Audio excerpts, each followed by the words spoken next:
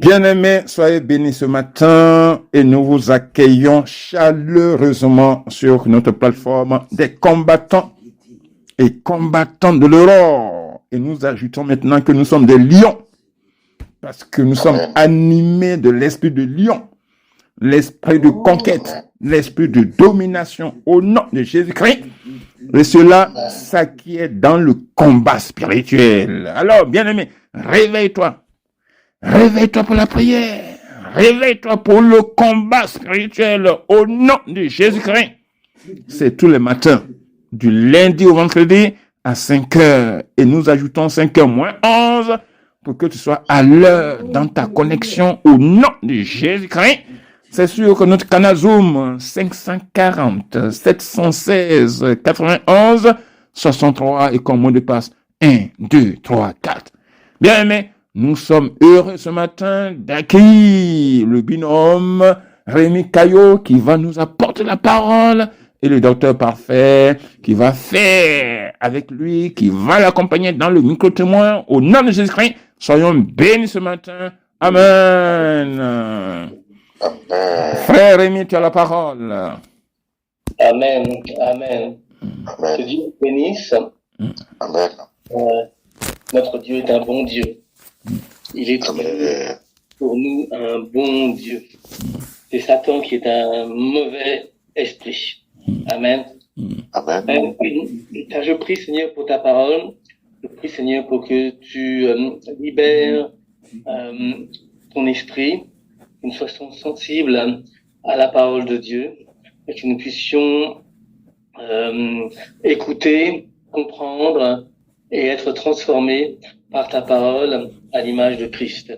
Au nom de Jésus, Amen. Amen. Aujourd'hui, je vais prêcher sur un thème qui est toujours sur mon cœur, c'est le royaume de Dieu. Et c'est dans Matthieu 10, chapitre 10, au verset 7. Matthieu 10, au verset 7, je vais le prendre moi-même. Matthieu 10.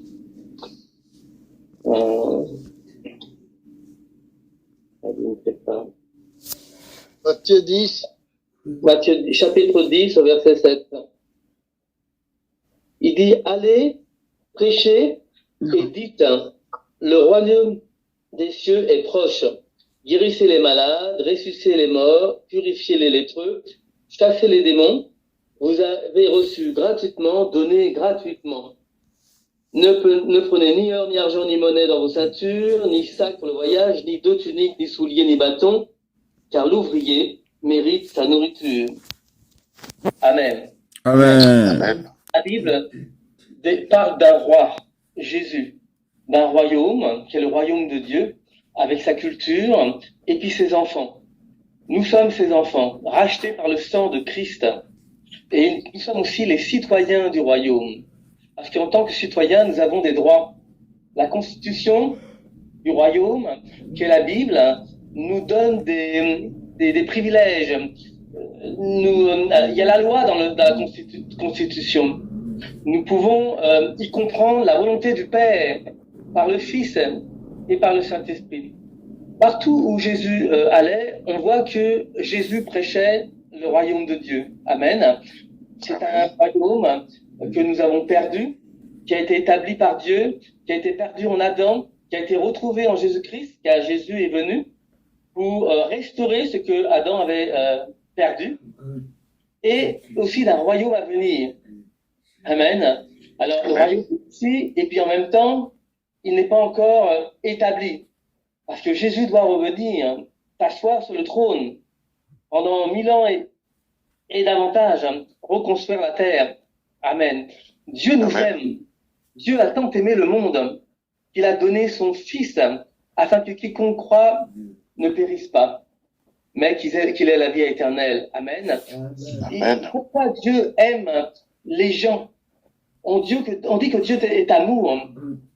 On suppose qu'il aime les anges, mais nulle part dans la Bible on voit que Dieu dit qu'il aime les anges. Par contre, du début de la Genèse à l'Apocalypse, il y a une histoire d'amour. Le Seigneur est amoureux de son peuple. Il est amoureux de l'être humain. il aime l'être humain au point de se dépouiller de sa divinité et de se revêtir d'un manteau d'un simple homme dans sa chair et de médiatiser entre lui-même dans le Père et le peuple. Amen. Et de faire une œuvre incroyable, c'est de nous racheter par son sang, par son sacrifice à la croix. Que Dieu soit béni pour cela. Amen. Il y a deux actes centraux dans la Bible, dans Matthieu, ce sont les béatitudes et le calvaire, où Jésus a été crucifié. Amen. Dans le sermon, Matthieu 5, versets 1 à 12, vous pouvez le noter, il contredit les principes du monde. Vous savez, dans le monde, les gens disent, et on est sous cette culture du monde qui nous dit, il nous faut être riche, il nous faut être riche, il nous faut être riche, il faut avoir de l'argent, il faut avoir beaucoup d'argent. Amen. C'est pas pour investir dans le royaume de Dieu, c'est pas pour investir et envoyer des missionnaires ou des projets, mais c'est pour soi-même. Profitons de la vie avant d'être vieux. Amen. Vengeance, vengeance, vengeance, vengeance, vengeance. C'est ce que les gens, c'est ce que le monde, le principe de ce monde est gouverné. Nous sommes gouvernés par un principe, une culture qui contraste avec la culture du royaume de Dieu. Amen.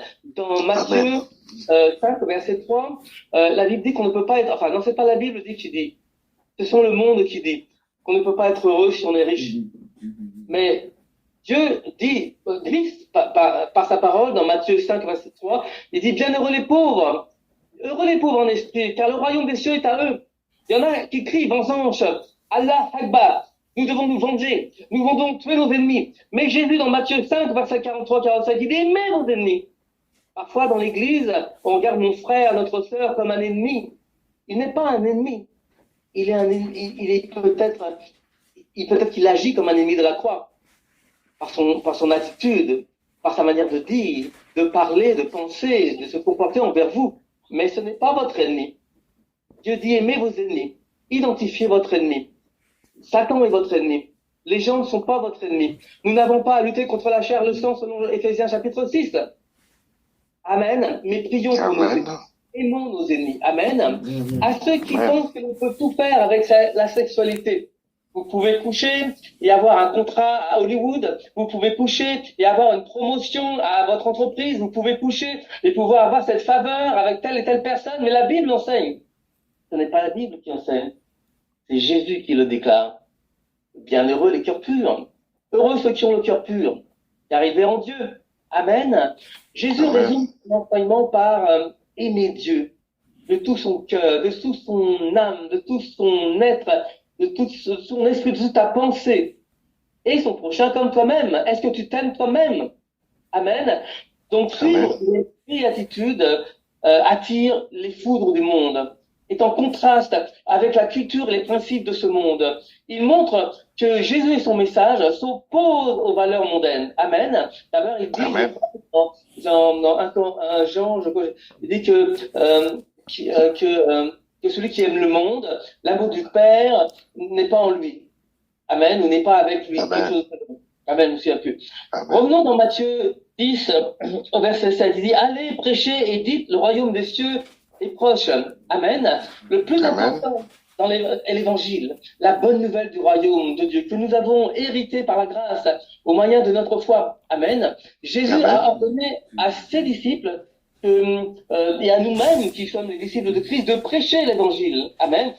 J'aimerais témoigner aujourd'hui que nous avons cette responsabilité en tant qu'ambassadeurs de Christ de témoigner au monde, à nos voisins, nos villages. Nous n'avons pas besoin d'aller en Inde. Il y a un Indien à côté de chez vous. Il y a un Africain à côté de vous. Tu n'as pas besoin d'aller en Chine. Il y a un Chinois à Paris 13, par exemple. Amen.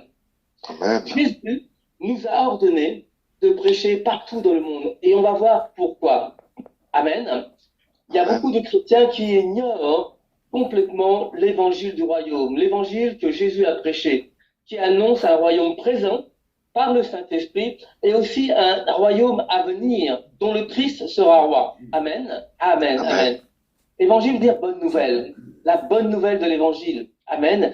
Dans Marc 1, verset 15, Jésus qualifie sa mission. C'est notre mission. Nous sommes le corps de Christ. C'est donc sa mission et notre mission. Le règne de Dieu s'est approché, dit-il. Convertissez-vous et croyez à l'évangile. Amen. Paul Amen. parle aussi de l'évangile. Dans Romains 1, au verset 1, il dit l'évangile de Dieu. Paul, serviteur de Jésus-Christ, appelé à être apôtre, mis à part pour annoncer l'évangile de Dieu. Éphésiens 6, 15, l'évangile de paix. Mettez vos chaussures à vos pieds le zèle que donne l'évangile de paix. L'évangile qui sauve, Éphésiens 1, verset 13. En lui, vous aussi, après avoir entendu la parole de la vérité, l'évangile de votre salut. En lui, vous avez cru, vous avez été scellés par le Saint-Esprit qui avait été promis.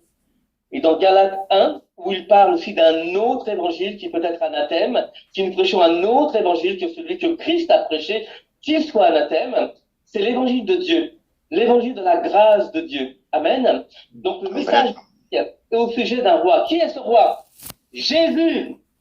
Amen. Il a un royaume. Il est le roi de ce royaume. Et nous faisons partie de la famille royale. Amen, dans ce royaume. Amen. Nous sommes une famille royale rachetée par le sang de Christ, à cause du sacrifice de Jésus-Christ. Et par la foi, nous sommes devenus des fils de Dieu, citoyens du royaume de Dieu, ambassadeurs, sacrificateurs, une nation sainte, à part, séparée. Ce n'est pas une religion que nous prêchons, c'est une relation avec Dieu, avec Christ. Amen. Alors, quel est ce message? Lorsqu'il dit, allez prêcher ce message. Mais quel message? Ce n'est pas n'importe quel message. Il ne demande pas de nous témoigner, de parler des finances, du budget, du maquillage, la manière dont on peut s'habiller dans l'église, ou je ne sais quel topic. Il nous demande de prêcher le royaume, de prêcher la culture du royaume de Dieu, de prêcher le règne de Dieu, de prêcher la grâce qui accompagne le royaume de Dieu. Le royaume des cieux et la justice, de chercher d'abord le royaume de la justice. Et toutes choses vous sont données par-dessus. Il vous demande de prêcher l'amour, de prêcher la vérité. Amen. Amen. Amen. Amen. Amen. Amen. Amen. Alléluia. Alléluia. Alléluia. Amen. Donc, ce message, ce n'est pas quel message. On peut prêcher sur Satan, mais on doit prêcher sur la repentance. On doit prêcher sur la foi en sa parole. On doit prêcher sur la miséricorde et le pardon qui doit devenir une culture dans nos cœurs, dans nos pensées, la culture du royaume de Dieu. Amen. Vous pouvez construire votre ministère entier sur les miracles et ne jamais prêcher le royaume de Dieu. Vous pouvez, les miracles n'ont jamais changé personne. La mer s'est ouverte. Le peuple de Dieu est entré, a été baptisé par la mer. Pendant 40 ans, ils ont vu des grands miracles. La nuée et d'autres miracles. Ça n'a pas changé leur cœur. Ils pensaient toujours au concombre, toujours au passé. Ils n'avaient pas été transformés. Seulement 2 personnes sont entrées en Canaan. Seule la génération qui sont nées dans le désert et qui n'étaient pas sous la culture du monde, qui n'ont pas cultivé cette culture dans leur cœur, ont pu entrer à Canaan. Amen. Et pourtant, Dieu, lorsqu'il a saisi son peuple, il s'est dit, je vais faire un grand détour, je vais pas faire un raccourci, parce que ils passent par un raccourci, au lieu de passer 40 ans dans le désert, ils vont passer 30 jours seulement, mais ils verront la guerre, et je veux pas qu'ils soient découragés, que le peuple soit découragé. Amen. Donc il les a fait passer par un long chemin, parce qu'il voulait que le peuple connaisse Dieu, et qu'il se dépouille de cette vieille culture du monde, de cette vieille relation qu'ils avaient encore dans leur cœur. Ils pensaient que c'était possible, mais ils n'ont pas cru, et ils n'ont pas voulu, et ils sont morts dans un désert. Amen. Que ça ne soit pas notre cas dans notre vie. Amen. Amen. Amen. Donc, quel est le message? C'est un message sur le royaume de Dieu et sa culture. On peut aussi baser son mystère sur Satan. De travailler avec un homme de Dieu. Aujourd'hui, il est certainement avec le Seigneur. Mais son témoignage, c'est que c'était un ancien sorcier. C'était son témoignage. Mais il ne prêchait que le royaume de Satan, que sur Satan. On connaissait plus de choses sur Satan que sur le royaume de Dieu. On pouvait connaître tout ce que le diable pouvait faire, ses œuvres, son caractère. Mais rien au sujet de Jésus. Rien au sujet du caractère de Jésus. Rien au sujet du royaume de Dieu. Nous avons besoin de comprendre comment entrer dans le royaume, comment vivre dans le royaume, quelles sont les lois du royaume. Il nous faut prêcher le royaume de Dieu par la grâce. Amen. Amen. On peut mettre en garde contre le fait de prêcher un autre message. Ça peut être un bon message. Les gens, on prêche de bons messages, mais ils ne prêchent pas le royaume de Dieu. Ils ne prêchent pas le règne de Dieu. Ce règne de Dieu qui nous permet de changer notre culture, changer notre manière de penser, changer nos manières de parler, changer notre manière de nous comporter afin de pouvoir entrer dans ce royaume. Si tu n'es pas né d'eau et d'esprit, tu ne peux pas entrer dans le royaume. Tu peux voir le royaume. Tu peux voir l'œuvre de Dieu, le Saint-Esprit agir sur la terre. Mais si tu n'es pas né d'eau et d'esprit, né d'amour, de paix, du Saint-Esprit, tu n'entreras pas dans le royaume. Amen. Cherchez premièrement le royaume et la justice de Dieu. Matthieu 6, au verset 33. Amen. Prêchons non pas sur le royaume de Satan, sur ce que les monts font. On a besoin de connaître notre ennemi, bien sûr, mais on a besoin de comprendre ce que Jésus a dit. Amen. C'est bien de prêcher sur ce que Jésus a fait, mais je veux savoir ce que Jésus a dit. Qu'est-ce qu'il a dit à mon sujet? Comment puis-je vivre dans le royaume? Comment puis-je penser selon la pensée de Christ? Comment je puisse changer mon cœur, ma façon d'être, ma façon de parler, de me comporter, de me projeter? Amen. De façon à nous sommes des lions. Amen. Nous identifie à un lion parce que le lion est royal. Il n'est pas le plus fort, dit-il. Il n'est pas le plus grand, il n'est pas le plus. Mais il a dans sa culture la vision de sa proie. Et rien ne peut l'arrêter. Amen. Ayons cette culture du lion. Amen. Pour pouvoir rentrer dans le royaume de Dieu. Amen. L'ordonnance du Seigneur, c'est d'aller et de prêcher et de dire le royaume des cieux est proche. Il dit aussi dans Matthieu, je sais plus, mais il dit la même chose. Donc pressez ce message. Quel est ce message? C'est le royaume de Dieu est parmi nous. Amen. Ou le royaume de Dieu est en nous. Amen. Jésus fait confiance pour que nous puissions prêcher ce message. Pas notre message. Pas le message qui te plaît. Pas le message qui fait du bien émotionnellement aux gens. Qui divertit les émotions des hommes et des femmes afin qu'ils crient Amen. Amen, pasteur. Amen. Prêche, pasteur. Allez, prêche. Tu dis bien. Tu prêches bien. Mais tu ne prêches pas le royaume de Dieu. Amen. J'aimerais parler de Pierre et de Jean. Ce sont les témoins du Seigneur.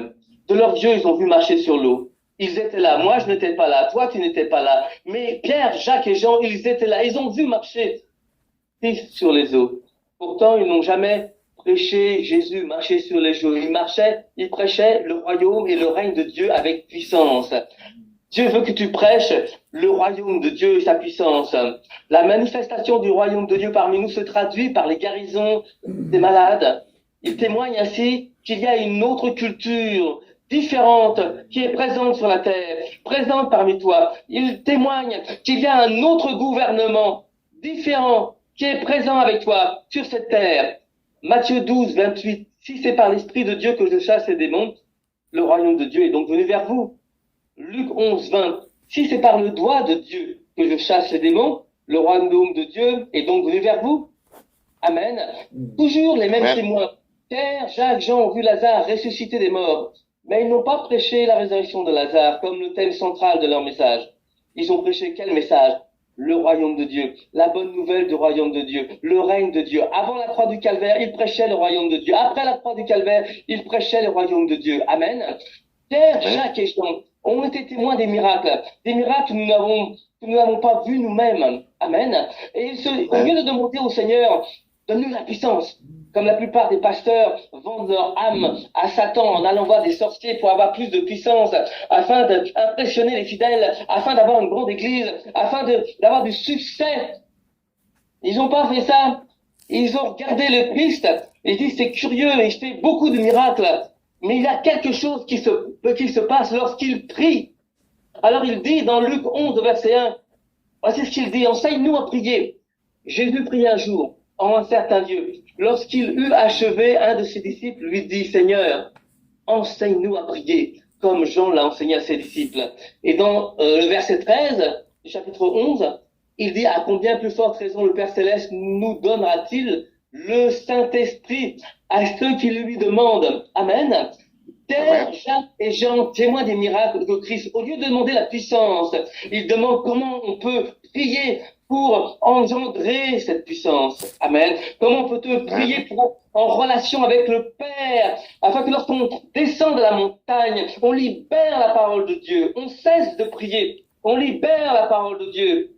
Et on commande aux démons de partir. Il était plus intéressant d'avoir son nom inscrit dans le livre de la vie que d'avoir la puissance de chasser les démons, dit-il aussi. Amen. Amen. Plutôt que de demander à accomplir des miracles pour eux-mêmes, Pierre, Jacques et Jean, qui sont les témoins du miracle, ont seulement demandé à Jésus de leur enseigner à prier. N'est-ce pas curieux? Ils ont donc observé quelque chose d'incroyable, quelque chose de puissant, qui se produisait lorsque Jésus priait. Lorsqu'il priait, et puis qu'il libérait la parole du royaume, le royaume se manifestait avec des guérisons, avec des miracles, avec des signes et des prodiges. Amen. Amen. Amen. Nous sommes appelés à rechercher les miracles. Nous sommes appelés à rechercher la présence du Père dans le Fils, avec le Saint-Esprit, d'avoir une communion avec Dieu, être remplis de sa parole, de son amour, de sa puissance. Et lorsque nous sommes remplis, la Bible déclare que les signes, les prodiges et les miracles, ils suivent la parole du royaume. La parole, c'est Jésus. Jésus, c'est la parole. Lorsque tu prêches la parole, les signes, les prodiges, les miracles te suivent. Tu n'as pas besoin de chercher des miracles. Cherche Dieu, cherche son amour, cherche à être en relation avec le Père par l'Esprit et de son Fils au nom de Jésus. Amen, amen. Il y a une autre chose dans Matthieu, chapitre 9 au verset 35. Matthieu, chapitre 9, verset 35. Et la preuve, il y a une autre culture, un autre gouvernement qui se présente dans ta vie lorsque tu témoignes et prêches l'évangile. Jésus parcourait toutes les villes et les villages, enseignant dans les synagogues, prêchant la bonne nouvelle du royaume et guérissant toute maladie et toute infirmité. Amen.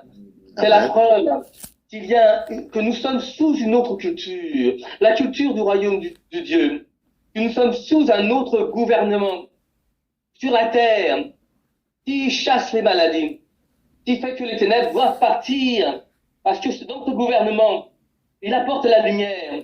Nous vivons dans la lumière, parce que nous sommes sous une autre culture, la culture du royaume, où la lumière règne, car Dieu est lumière. Amen. Amen. Nous disons ensemble, Seigneur Jésus, je suis sous ta culture. Seigneur Dieu, je suis sous ton gouvernement. Dieu, je suis sous la culture et le gouvernement du royaume de Dieu. Et c'est par ta grâce que je suis devenu citoyen du royaume, devenu sacrificateur, ambassadeur du Très-Haut pour Christ et fils de Dieu. Alléluia. Et pour terminer, je vais Matthieu 24 au verset 14. Alors la fin viendra. Cette bonne nouvelle du royaume sera prêchée dans le monde entier pour servir de témoignage à toutes les nations. Alors viendra la fin. Tout le temps on s'est demandé, mais quand viendra la fin? On a pensé que c'est parce le Covid-19 était la fin du monde. Aujourd'hui, il y a une guerre entre Israël et l'Iran, Israël et les Palestiniens, Israël et les Arabes, Israël et le monde occidental pour certains. On pense que c'est la fin parce qu'il y a une guerre, mais ce n'est pas la guerre. Parce que Jésus dit clairement que que le moment de la fin viendra, quand cet évangile du royaume de Dieu, elle sera prêchée à toutes les nations, quand cette bonne nouvelle du royaume de Dieu, elle sera prêchée à tout le monde, dans le monde entier. Il y a plus de des millions, des milliards d'hommes et de femmes en Chine qui n'ont pas entendu l'évangile de Christ. En Afrique, il y a encore des millions de femmes et des enfants qui n'ont pas entendu l'évangile de Christ. Même en Europe, il y a encore des millions et des millions de femmes et d'hommes et d'enfants qui n'ont pas entendu l'évangile, la bonne nouvelle du royaume de Dieu que l'on obtient par la grâce, par la foi. Amen. Cette bonne nouvelle du royaume, elle doit être prêchée dans le monde entier selon la parole de Dieu en Matthieu 24, verset 14, pour servir de témoignage à toutes les nations. C'est alors que la fin viendra. Amen.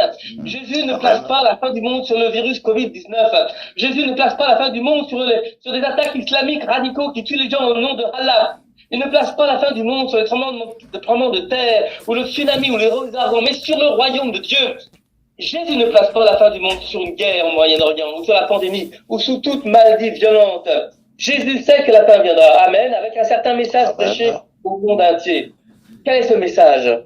Quel est ce message? Le problème avec ce message, avec cette déclaration, c'est que le monde n'a pas encore reçu le message que Christ a prêché dans son évangile. Le message du royaume de Dieu. Ce n'est pas le message sur le royaume de Satan. Ce n'est pas ce que Jésus a fait seulement. Mais prêchons sur ce que Jésus a dit, a prêché. Pas ce type de message qui fait bouger émotionnellement les gens, mais prêchons le message que Jésus-Christ a prêché dans son évangile. Amen. Et que ce message de la bonne nouvelle du royaume serve de témoignage. Témoignage. Soyons des témoins vivants. Nous-mêmes, nous sommes un témoignage vivant, une être vivante pour Dieu, pour tous les hommes. Afin que Jésus puisse revenir, il faut que cette parole de la bonne nouvelle puisse être prêchée dans le monde entier. Amen. Jésus propose une proposition de remplacer le royaume de Satan, l'ordre du monde existant, par un ordre nouveau, oui, mais celui de Dieu, celui du royaume de Dieu, sa culture. Alors, lorsque Dieu sera, et sa parole sera répandue dans le monde entier, alors il viendra. Pas par un événement. Amen. Mais par le message. Quel message? Quel message vous prêchez? Quel est le message que vous prêchez? Amen. Amen. Vous êtes, on ne peut pas être des prédicateurs motivateurs. Amen. Des prédicateurs qui prêchent des valeurs positives, des paroles positives, même si c'est positif.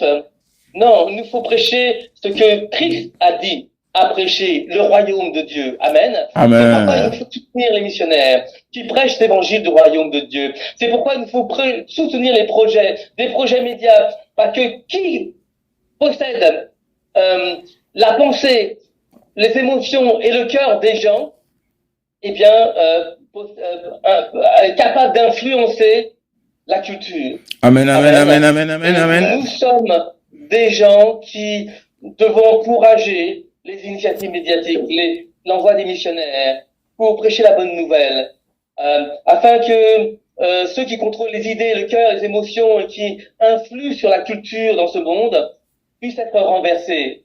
Parce que nous ne voulons pas financer l'erreur. Nous ne voulons pas financer des valeurs culturelles qui sont mauvaises, néfastes, dégradantes. Nous voulons financer la culture du royaume de Dieu. Nous voulons financer le royaume. Amen. Nous ne voulons pas être diplômés avec les mauvaises informations. Nous ne voulons pas obtenir un doctorat en sottise. Non. Nous voulons prêcher le royaume de Dieu. Ce que Dieu nous demande, que Christ nous a demandé, c'est de prêcher. Qui se lèvera? Il se lèvera comme Ésaïe ou Paul pour répandre l'évangile de Christ, parce que Paul a prêché le royaume de Dieu. Il a prêché Christ crucifié aussi, mais il a commencé avec le message du royaume de Dieu. Et si vous regardez dans les actes, il finit aussi par mentionner qu'il prêchait l'évangile du royaume de Dieu. Les apôtres ont prêché l'évangile du royaume de Dieu. Amen, amen, amen, amen, amen, amen. Dans le royaume. Amen. Amen. C'est une grâce. Pour nous, c'est une grâce. Mais c'est l'évangile que Christ a prêché. C'est une culture. C'est aimer. C'est exercer l'hospitalité. C'est de répandre la parole de Dieu. Amen, amen, amen, amen. Je vais donc terminer les 4 minutes de retard, je m'en excuse. Mais prêchons pas le royaume des ténèbres à outrance. Je ne dis pas qu'il ne faut pas le prêcher, on a besoin de connaître l'ennemi, mais que le thème central de toutes nos prédications soit basé sur le royaume de Dieu. Parce que c'est ça qui ramène le Christ. C'est lorsque la parole du royaume sera prêchée dans le monde entier comme notre témoignage. Amen.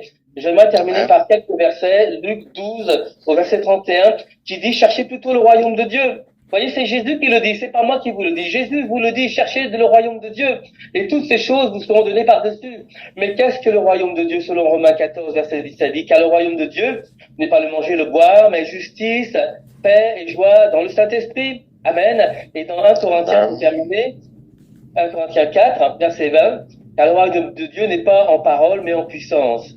Amen. Amen. Alléluia. Amen. Alléluia. Amen. J'aimerais la définition du royaume de Dieu, je l'avais déclaré dans un autre message, et je termine par cela.